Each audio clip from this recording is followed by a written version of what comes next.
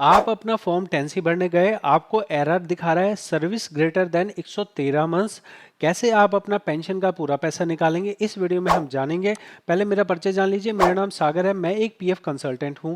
यहां पे अपने 5 साल के अनुभव के बेस पे आपको इस चैनल पे हजारों वीडियोस बना के दे चुका हूं। कहानी समझने की जरूरत है। कहानी ये है कि अगर आपकी सर्विस 10 साल मतलब कि 9.5 साल से ज़्यादा की हो जाती है, तब आपका पेंशन का पैसा एक तरह से ब्लॉक हो जाता है। और वो पेंशन का पैसा अब आपको एक मुश्त नहीं मिलेगा, वो आपको मंथली रिटायरमेंट पे, जब आपकी रिटायरमेंट हो जाएगी और मान लीजिए कि आपकी उम्र 52 साल से पहले ही आपको कुछ हो जाता है, आप नहीं रहते हैं, तो जो भी आपके पेंशन के पैसे हैं उसके हिसाब से महीने महीने करके आपके परिवार को दिए जाएंगे। तो मैंने क्या बताया? मैंने ये बताया कि ये एरर तब आता है जब अगर आपकी जो सर्विस है वो 9.5 साल से ज़्यादा की हो जाती है। ये एरर पहले जो है इस तरह से लिखा नहीं आता था। इस एरर को लिखने का पहले जो है अलग से तरीका था।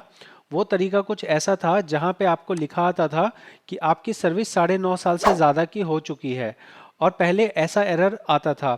सिस्टम में बदलाव किया गया और सिस्टम में ऐसा लिख दिया गया कि अब जो सर्विस है वो साल के हिसाब से नहीं डिसाइड होगी, वो महीने के हिसाब से डिसाइड होगी।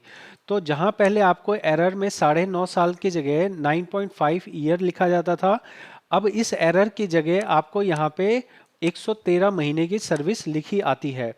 तो ये दोनों ही एरर आज भी बने हुए हैं और इन दोनों एरर का यही मतलब है कि अब आपके पेंशन के पैसे एक तरह से ब्लॉक हो चुके हैं और अब आप अपने पेंशन के पैसे नहीं निकाल सकते हैं।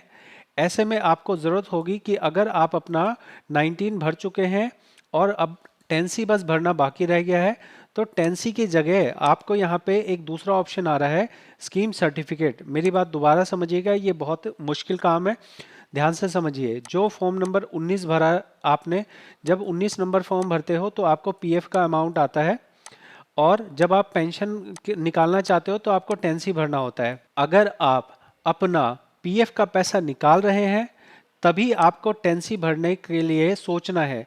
अगर आप अपना पीएफ का पैसा नहीं निकाल रहे हैं तो आपको 10C भी नहीं भरना है।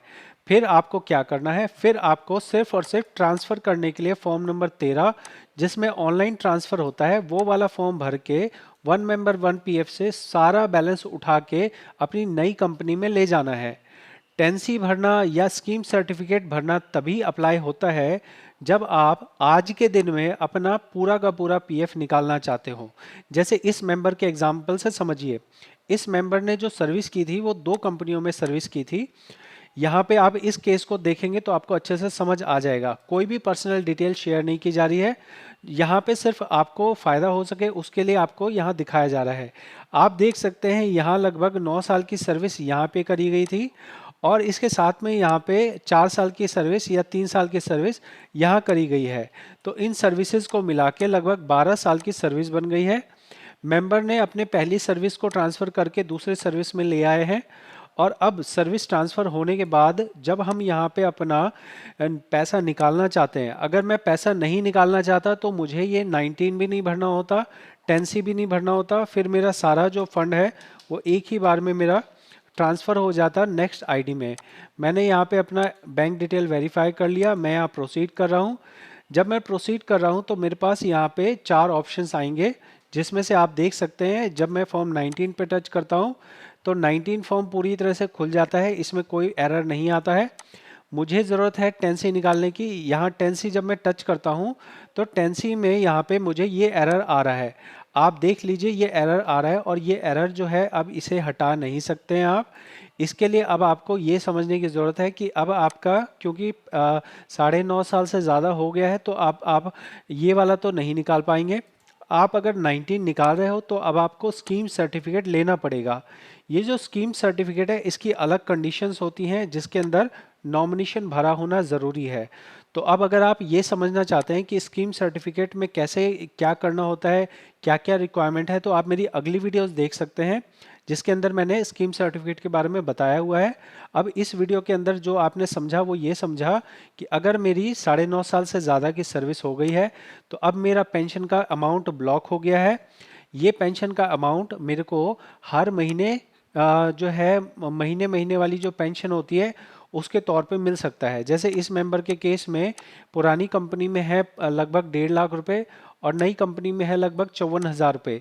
तो 2 लाख रुपए का तो इनका पेंशन बंद गया है, लेकिन ये 2 लाख में से कितना मिलेगा ये इनके बाद में पता लगेगा जिस टाइम ये रिटायर होंगे उस टाइम पे। अगर बाय चांस इनको जो मान लो कि 2 लाख रुपए जमा हो गए। अब ऐसा नहीं है कि आपने मान लो 52 साल में आपकी उम्र चालू हो गई, आपने 82 ईयर की उम्र तक आपने पेंशन लिया, आपको हर महीने मान लेते हैं 5-5 हज़ार रुपये पेंशन दी गई, 5,000 गुणा में साल के 12 महीने और मान लेते हैं गुणा में आपके हो गए 30 साल। तो आप ऐसा समझोगे तो आपको यहाँ पे ऐसा नहीं बोला जाएगा कि आपने 2 ही लाख रुपए दिए थे तो आपको 2 लाख तक ही मिलेगा, ये नहीं होता है। मंथली पेंशन का मतलब है जब तक मेंबर जिएगा तब तक उसको पेंशन मिलेगी, चाहे वो 92 साल तक जिए तो भी उसको पेंशन मिलेगी।